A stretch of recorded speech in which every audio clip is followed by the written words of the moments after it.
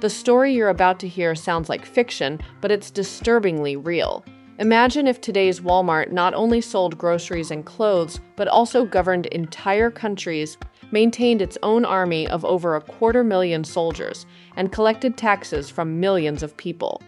This wasn't imagination in the 1700s and 1800s. It was reality for the East India Company, the most powerful corporation the world has ever seen, the birth of an empire. On the last day of 1599, London experienced something revolutionary. A group of ambitious English merchants gathered together with one shared vision: to exploit the growing global demand for luxury goods from the Far East. Spices, silks, textiles, and gemstones from India and Southeast Asia were worth their weight in gold in European markets. These businessmen decided to pool their resources and form a joint stock company, something that had never been successfully attempted before. They called it the East India Company, and they received a royal charter from Queen Elizabeth I that granted them a monopoly on English trade to the East Indies. What made the East India Company different wasn't just its massive capital and resources. It was a completely new form of organization. The company developed a hierarchical structure with specialized committees, a sophisticated accounting system, and about 17 men acting as a modern board of directors. This corporate innovation was centuries ahead of its time. Unlike competitors who operated through loosely coordinated trading posts where merchants often competed against each other, the East India Company ran a tight, centralized operation. Employees were forbidden from private trading, which meant every profit went directly to the company. By the early 1600s, the company was establishing trading posts across India and Southeast Asia. These weren't just shops. They were fortified positions that served as headquarters for commercial, military, and diplomatic operations. The company's approach was brilliant and ruthless. When local provinces went to war, the East India Company didn't stay neutral. They carefully chose which ruler to support, backing whoever seemed most powerful and useful. In return for military assistance, they gained valuable contracts and trading privileges. This wasn't commerce anymore. It was statecraft. The climb to absolute power, the turning point, came in 1757 at the Battle of Plassey in Bengal. A military commander named Robert Clive led the company's private army to a stunning victory against the region's ruler. This single battle changed everything. After Plassey, the East India Company didn't just trade anymore. It directly governed Bengal, collecting taxes from farmers and controlling the province like a sovereign nation would. The company had successfully transformed itself from a merchant enterprise into a territorial power. As the 1700s progressed, the East India Company faced competition from France and the Netherlands. But through a combination of military victories and diplomatic maneuvering, these rivals were slowly pushed out of the Indian subcontinent. The Netherlands turned its attention to Indonesia, while France lost a decisive conflict in the 7 Years' War. By the 1750s, the East India Company operated virtually unopposed. It now had a private army, a fleet of ships, its own currency in some places, and the power to make laws in the territories it controlled. The wealth was staggering. By the early 1800s, the East India Company was generating approximately £22 million annually from its Indian operations, an astronomical sum for the time. The company's stock soared in value. Investors who bought shares for modest sums watched their fortunes multiply. England's economy became increasingly dependent on the company's success. Parliament itself had a vested interest in keeping the company profitable because the government relied on the company's wealth to finance Britain's growing global empire. At its peak, the East India Company controlled more territory than most nations. It ruled over vast regions of India, established administrative systems, built infrastructure, and wielded political power that rivaled established governments. The company even minted its own currency and maintained diplomatic relations with local rulers. Some historians have called the East India Company the world's first multinational corporation, and at its height in the late 1700s, it accounted for nearly half of all global trade. The internal rotgut underneath this glittering facade, serious problems were developing. The company's success bred corruption and arrogance. Local officials enriched themselves through bribes, illegal private trading, and exploitation of the Indian population. The company's policies, while profitable in the short term, devastated local economies. In Bengal, the company imposed crushing taxes on farmers and controlled the rice supply, prioritizing profit over people's basic needs. In 1770, disaster struck. A massive famine ravaged Bengal, killing an estimated 10 million people. The famine wasn't purely natural. The company's oppressive tax policies and control of agricultural resources had weakened farming communities and made them vulnerable to crop failure. When the famine hit, productivity plummeted.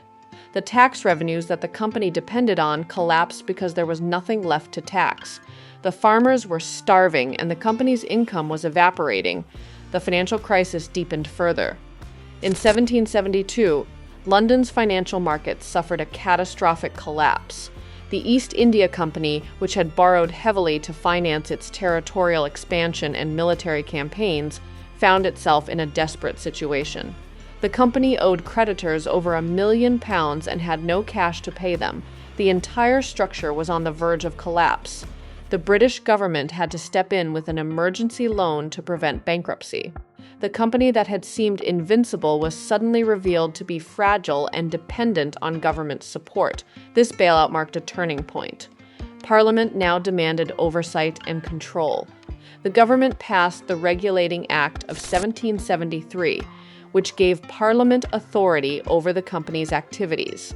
New governors were appointed and efforts were made to reduce corruption and bring the company under government control.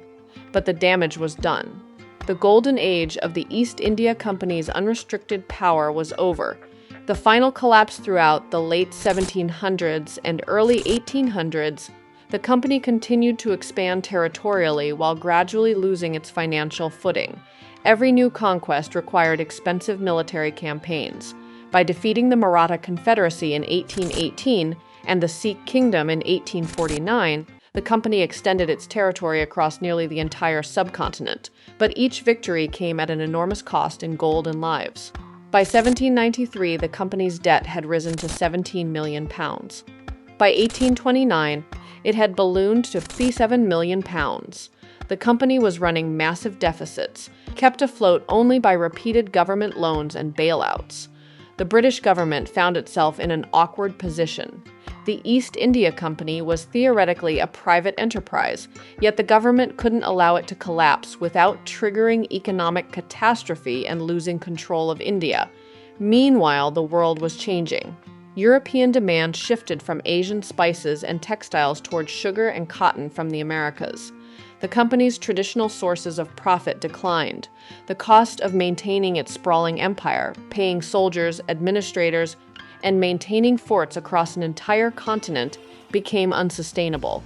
The company that had once been the most profitable enterprise on earth was becoming a financial burden. Then came 1857. Indian soldiers serving in the company's army, called sepoys, rose in rebellion. The Indian Rebellion of 1857 shocked both the company and the British government. The uprising spread rapidly across the subcontinent. The company's forces, despite being more modern and better armed, struggled to suppress the rebellion. The conflict became brutally violent. Approximately 800,000 Indians died, along with 6,000 Europeans. The human cost was devastating, and the reputational damage was catastrophic. More importantly, the rebellion proved that the company could no longer govern India effectively. What had once been a profitable venture had become a liability. In 1858, Parliament passed the Government of India Act, which ended the East India Company's rule. The British Crown took direct control of India and established the British Raj, a direct government administration.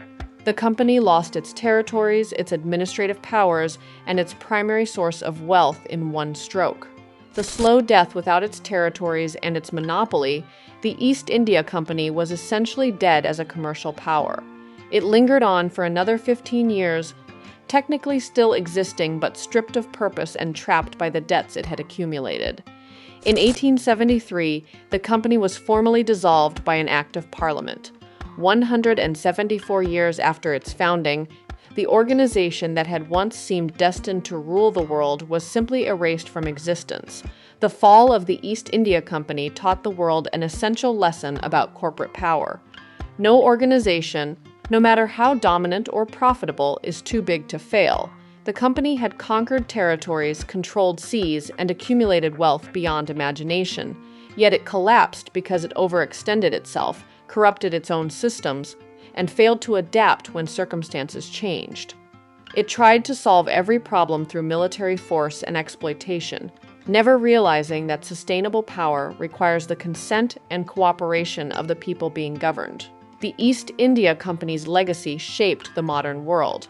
It pioneered the joint stock corporation model that became the blueprint for modern companies.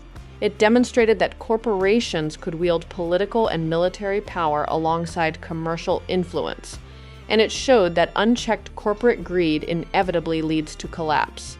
The rise and fall of the East India Company remains the most dramatic example of how even the mightiest enterprises are ultimately fragile when built on a foundation of corruption, exploitation, and hubris.